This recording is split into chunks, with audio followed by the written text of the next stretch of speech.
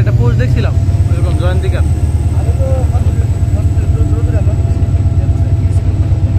মানে এক্স্যাক্টলি পুরো ফুল ঘটনাটা মনে নাই, শুধু ওই নিজেরা বললো আর কি যে কোন স্টাফের সাথে বলে গন্ডগোল হয়েছিল।